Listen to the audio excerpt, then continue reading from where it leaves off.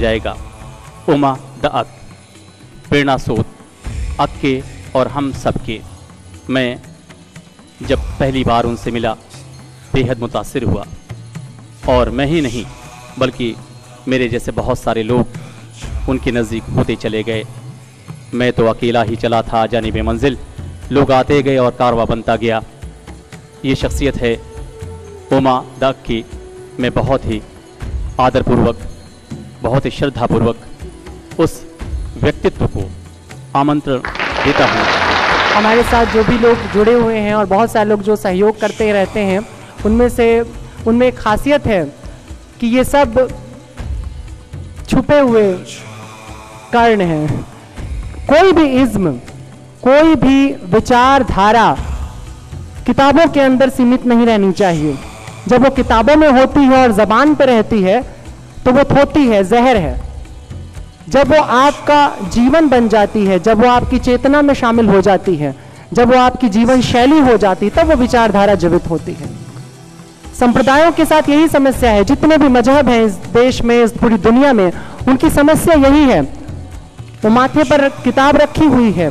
हिंदू है तो उसने माथे पर रामायण लादा हुआ है, गीता लादी हुई है, शिव पुराण लादा हुआ है। मुसलमान है तो उसने कुरान रखा हुआ है अपने माथे पर। क्रिश्चियन है तो उसने बाइबल रखी हुई है। सब ने अपने माथे पर किताब रखी है। कुछ ने अपने सीने के ऊपर भी किताब रखी हुई है, लेकिन उसका एक भी हर्फ, एक भी लफ्ज सीने में दाखिल नहीं होने देता है, क्योंकि ये बड़ा खतरनाक है। अगर दर्शन, अगर धर्म तुम्हारे अंदर उतर जाएगा तो तुम कभी वो व्यक्ति नहीं रह जाओगे जो अभी तक तुम हो। ये बहुत ही खतरनाक काम होता है। संसार में बड़ी मुश्किल से कोई व्यक्ति धार्मिक हो पाता है। जिस बुद्ध और कबीर की हम बात करने के लिए यहाँ इकट्ठे हुए हैं, उनकी विशिष्टता यह है कि ये पूरी तरह से धार्मिक दो नाम हैं। इस संसार के अंदर तमाम दार्शनिक हुए, बहुत से रिवोल्यूशनरी हुए, बहुत बड़े बड़े धर्म प्रचारक हुए, धर्म संस्थापक हुए, लेकिन जो योगदान बुद्ध ने दिया है और फिर कबीर ने दिया है, वो किसी भी दूसरे दार्शनिक ने नहीं दिया। इसकी वजह बहुत गहरी है। वैदिक काल में आपको बहुत बड़े बड़े दार्शनिक मिल जाएंगे। उद्वलक मिलेगा, श्वेत केतु मिलेगा, ऊष्णा मिलेगा। पौराणिक काल में आप पाते हैं वेद व्यास आपको मिलते हैं, शंकराचार्य हैं। इनके ज्ञान पर, इनके गुण पर और इन्होंने जो खोज की, उस पर कोई प्रश्न नहीं उठाया जा सकता। ये निश्चित रूप से मैं कह सकता हूं, संसार में इतना अद्भुत ज्ञान, इतना विलक्षण ज्ञान और इतना परिपूर्ण ज्ञान कहीं पर नहीं है जो सनातन धर्म की थाती में है। लेकिन बुद्ध की विशिष्टता मैंने क्यों कही? बुद्ध ने बहुत ही अलग प्रकार से दर्शन को रखा। दर्शन पहले सिर्फ कुछ चुने हुए दार्शनिकों का विषय था, ऋषियों का विषय था, शोधकर्ताओं का विषय था। बुद्ध ने दर्शन को जीवन से जोड़ा, आम आदमी से जोड़ा, उस आदमी से जोड़ा जो समाज में सबसे आखिर में खड़ा था। जब इस देश के अंदर जात पात की लहर दौड़ रही थी, छुआछूत भेदभाव चल रहा था, ब्राह्मणवाद अपने भ्रष्टतम रूप में जिस वक्त इस देश में फैला हुआ था, उस वक्त बुद्ध का आविर्भाव होता है।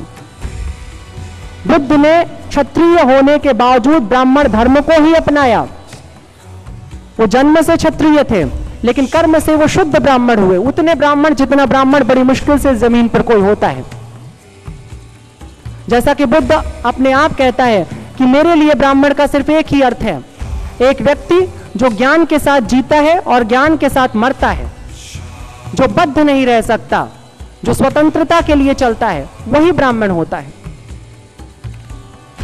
शताब्दियां गुजरने के बाद आपको इतनी बानगी, इतनी तेजी सिर्फ एक ही व्यक्ति में दोबारा दिखाई पड़ती, वो कबीर है।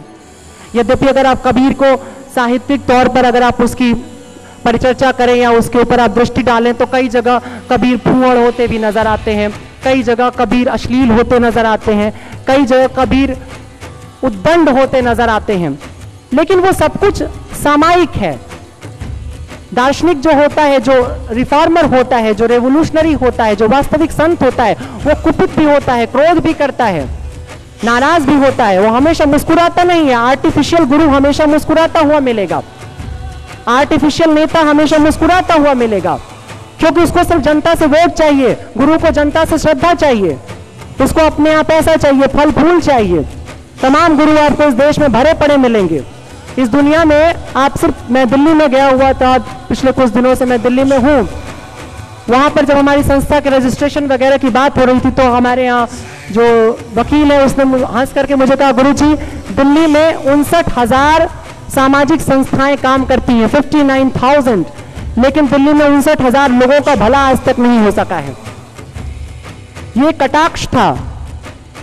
आज आध्यात्म के नाम पे, समाज सेवा के नाम पे, राजनीति के नाम पे, सभी जितने भी बड़े बड़े नाम आपको दिखाई देते हैं, इनके पीछे केवल एक ही चीज होता है, वो एक तरह का क्राइम है, मानसिक क्राइम, आध्यात्मिक क्राइम। इतना बड़ा स्पिरिचुअली क्रिमिनल सोसाइटी इतनी बड़ी कभी नहीं हुई जितनी आज है। बुद्ध और कबीर पे कार्यक्रम करने से पहले मुझे 100 बार पूछा गया और मुझे कहा गया, बुद्ध की आज प्रासंगिकता क्या बची है? आप आतंकवाद के मुद्दे पे बात नहीं कर रहे हैं, गरीबी पे बात नहीं कर रहे हैं, भ्रष्टाचार पे बात नहीं कर रहे हैं, बुद्ध पर और कबीर पर और बुद्धत्व पर, विशेषकर आध्यात्म पर बात करने की क्या आवश्यकता है? समस्या बहुत गहरी है। पूरा संसार समाज सेवा में जुटा हुआ है। एक भी आदमी आपको नहीं मिलेगा चलता हुआ जिससे आप पूछ लें कि क्या आपके मन में समाज के प्रति दर्द है, और वो ना में जवाब दे दे, वो हमेशा हाँ में जवाब देगा। लेकिन फिर भी समाज दिन प्रतिदिन सड़ता जा रहा है, गिरता जा रहा है, भ्रष्ट होता जा रहा है। ऐसा क्या हो रहा है समाज के अंदर? सिर्फ एक ही चीज घट रही है, हम सब कुछ अपनी दिमाग से पैदा करते हैं, जबान से कहते हैं, बात खत्म हो जाती है। अगर हम समाज सेवा में भी निकलते हैं, जितनी समाज में, तमाम समाज सेवी संस्थाओं को जानता हूं, और ये अफसोसनाक है, इस कार्यक्रम को मुझे बनारस में करने का बहुत गहरा उद्देश्य था, और ये उद्देश्य था कुछ ऐसी बातों को भी कहना जिसे कहने से लोग हिचकते रहते हैं। तमाम समाज सेवी लोगों का कार्य सिर्फ इतना होता है कि अखबार में कितने फोटोग्राफ्स दूसरे दिन छप जाएं। अगर आप उन्हें फोटोग्राफ की गारंटी नहीं करिए तो कल वो आपके मंच पर भी नहीं होंगे। इसी तरह से तमाम शिक्षक, तमाम दार्शनिक, तमाम गुरु सिर्फ अपनी लोकप्रियता भुनाने के लिए कार्य करते हैं। और प्रकृति बड़ी क्रूर है इस मामले में।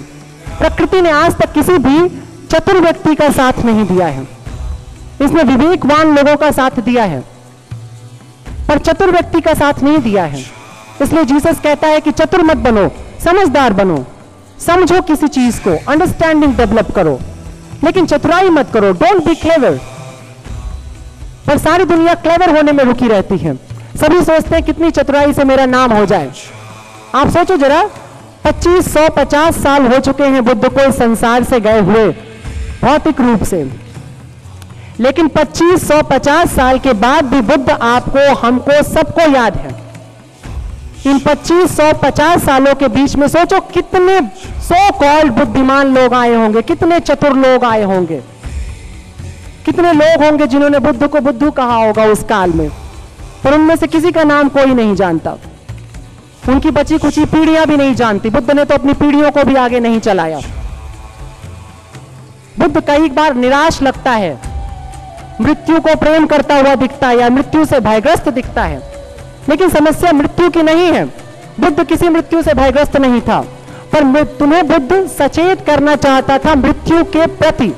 संसार का सारा आध्यात्म मृत्यु चिंतन से जन्म लेता है। इसीलिए इस काशी विश्वनाथ जिसकी नगरी में आप रह रहे हैं, शिव को मृत्यु का स्वरूप बनाया गया है। उसे प्रलय का रूप कहते हैं, प्रलयंकर कहते हैं।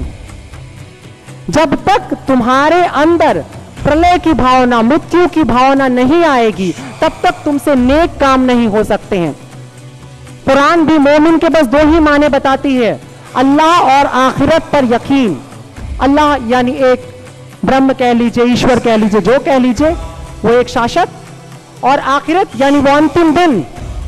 अब वो अंतिम दिन भौतिक रूप से मेरा या तुम्हारा वो होगा जिस दिन मेरी और तुम्हारी सांसें रोकेंगी। बाकी उनका मैदान महशर हो कि हमारा प्रलय हो, ये रिलीजियस वॉर है, इसे छोड़ दिया जाए। पर हमारे और तुम्हारे बीच में समस्या यही है कि हमने मृत्यु को पूरी तरह से भुला रखा है, और इसलिए हम कुछ भी करते हैं तो वो निरर्थक ही सिद्ध होता है, क्योंकि हमारे काम में हमारी नीयत हमारा साथ नहीं देती है।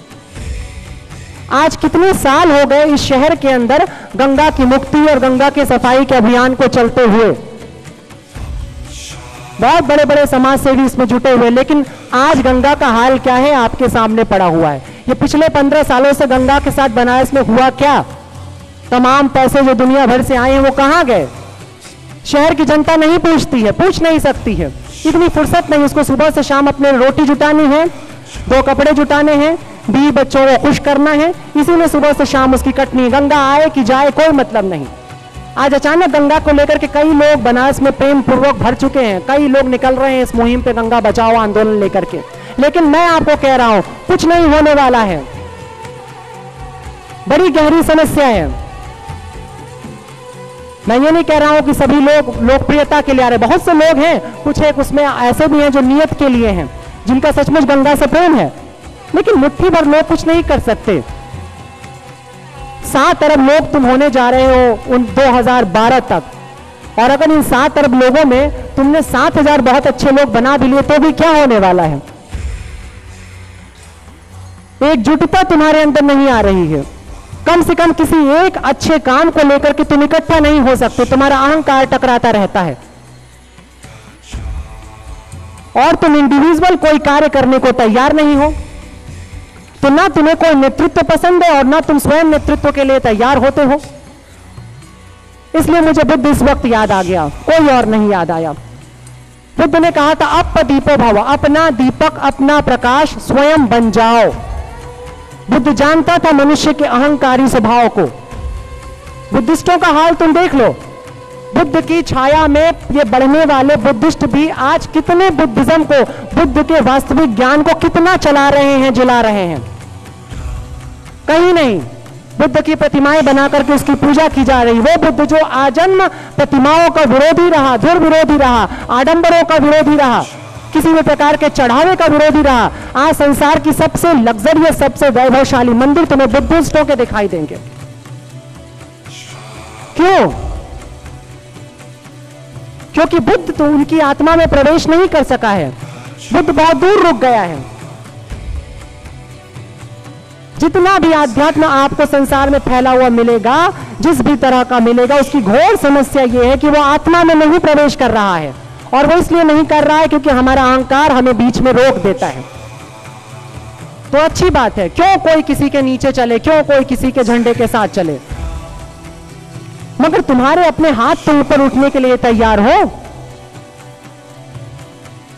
तुम अपने हाथ नहीं उठाओगे, किसी सम्मेलन में भाग लोगे, किसी कार्यक्रम में जाओगे, किसी प्रेस कॉन्फ्रेंस को अटेंड करोगे, 2-4 अच्छी बातें बोलोगे, घर पे जाओगे, खाना खाओगे, सो जाओगे, दैट्स ऑल। इससे ऊपर कुछ नहीं होगी। क्रांति खत्म, एक हॉल में चलेगी, एक हॉल में खत्म हो जाएगी। और तुम ये उम्मीद करोगे कि बहुत बड़ा परिवर्तन आएगा इस देश में, इस संसार में। तुम भी मसीहाओं के इंतजार में जीने लगे हो। भारत की सबसे बड़ी खासियत ये रही, भारत में अवतार तो हो गए, मसीहा नहीं हुए। हमने मसीहाओं की प्रतीक्षा नहीं की है। अवतार इसलिए हो गए क्योंकि हमने अपने अंदर परमात्मा को अवतरित होने का अवसर प्रदान किया है। और ये बहुत बड़ी क्षमता होती है। परमात्मा बड़ी साफ, बड़ी पवित्र जगह पर उतरता है, बड़ी पाकीज़गी में आता है।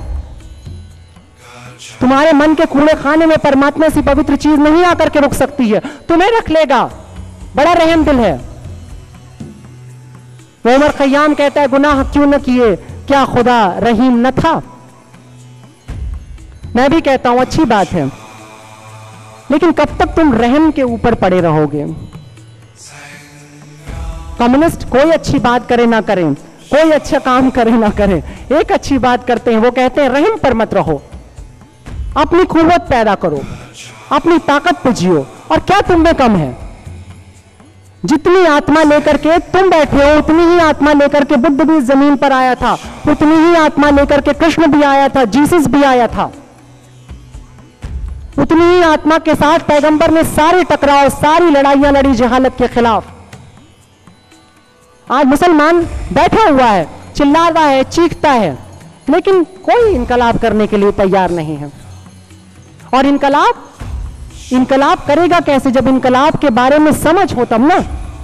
सारा संसार अब विद्रोह और इनकलाब का फर्क भूल चुका है। विद्रोह क्या होता है और क्रांति क्या होती है, इन दोनों बातों का फर्क